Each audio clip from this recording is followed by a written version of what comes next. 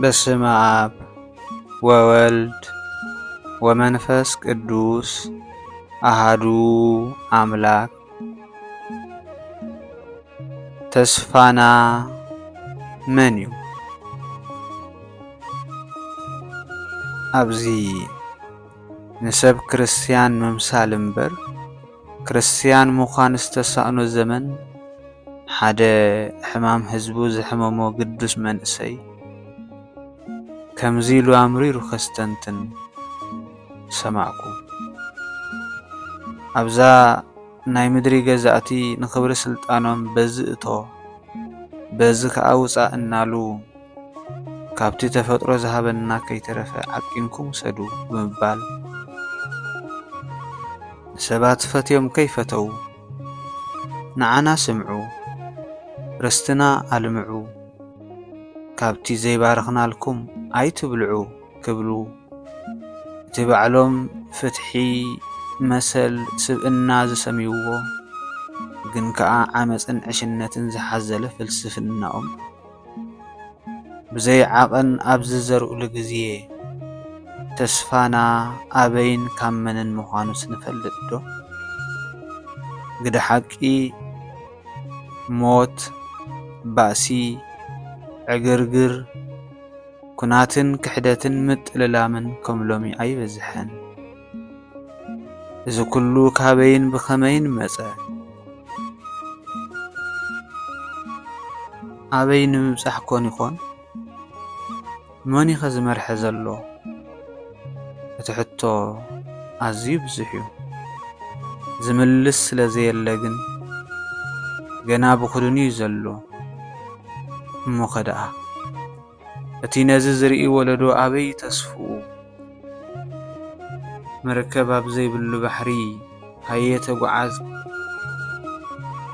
ዝተባህለ ክመስል ዓይኑ ብዕምቱ ክስጉም ተፈሪዱ ኣብ ትሕቲ ሓፂር ዕድመ ዘለዋ ገረብ ዓለምና ተስፋ ስለ ዝገበረ ዶ ይኸውን?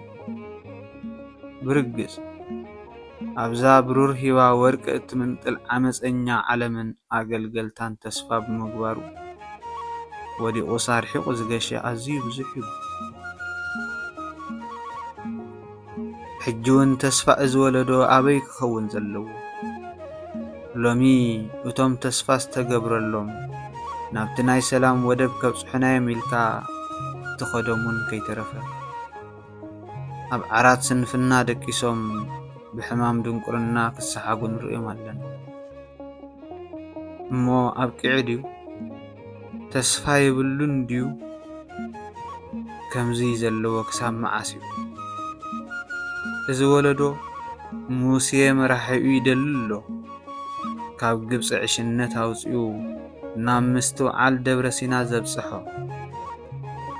ንኢያሱ ወገኑ ናፊቑሎ ናብ ካንኣን ዕረፍቱ ክእትዎ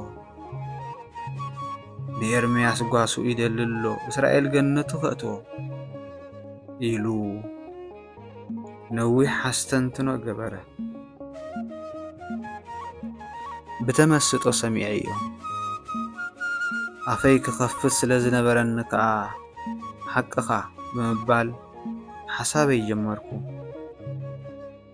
ሙሴን ኢያሱን ኤርምያስን ሰለስተ ቅዱሳን ነቢያት በቲ እግዚኣብሔር ዝሃቦም ጸጋ ኣብ ግዜ መከራ ተስፋ ህዝቦም ኮይኖም ሓሳረ መከራ ጸጊቦም ንህዝቦም ከዓ ናብታ መዓርን ጸባን እተውሕዝ ርስቶም መሊሶም ከምቲ ዝበልካዮ እዚ ወለዶ ተስፍኡ መን እዩ ንዝብል ግን እቲ ካብ ሙሴን ኢያሱን ዝዓቢ ንዓኣቶምን ዝረድአ መን ድዩ? ንሱ እኮ እቲ ኣቱም እትፅዕሩን ጸር ዝኸበደኩምን ናባይ ንዑ ኣነ ከዕርፈኩም እየ ዝበለ ንሱ እዩ ተስፋ ወለዶና። ክቡር ወደይ ብነፃ ፈቓድና ክንስዕቦ ሰዓቡኒ ብምባል ዝፀውዓና መን እዩ? ንሱ እዩ እቲ ተስፋ ኩልና። እቲ ካብ ድንግል ማርያም ካብ ስጋኣ ስጋ ካብ ነፍሳ ነፍሲ ወሲዱ ኣብ ቤተልሔም ተወሊዱ ኣብ ቀራንዮ ምእንታና ዝተሰቕለ ንሱ እዩ። ንሕና እውን ተስፋ ዘይብሎም ዝተናዕቁ ንመከራ ከም ዝተፈረዱ ጌርና ንነፍስና ኣይነዋዶ እቲ ንቅዱሳን ኣቦታትና ዘኽታማት ኮይንኩም ክትተርፉ ሓድገኩም እየ ዝበሎም ኣምላኽ ኣሎ። ንሱ ግን ከምቶም ናይዛ ምድሪ ገዛእቲ ብግዴታ በዚ እተው በዚ ከዓ ውፁእ ኢሉ ዝገዝእ ዘይኮነስ ውዑዩን ዝሕሉን እንሆ ኢድኩም ናብ ዝፈቐድኩም ኣእቱ ኢሉ ፈቲና ክንስዕቦ ዝጽውዕ ፈቃርን ለዋህን ጓሳይ እወ ኣብዛ ገመድ ስቃይና ኣዳልያ ክትሓንቀና ሰይፊ መከራና ጌራ ክትቆርጸና መቃብር ጭንቀት ፍሒራ ክትቀብረና እትሓስብ ዓለም ተስፋናን ተስፋ ወለዶናን እግዚአብሔር እዩ። ወስብሐት ለእግዚአብሔር ወለወላዲቱ ድንግል ወለመስቀሉ ክቡር አሜን።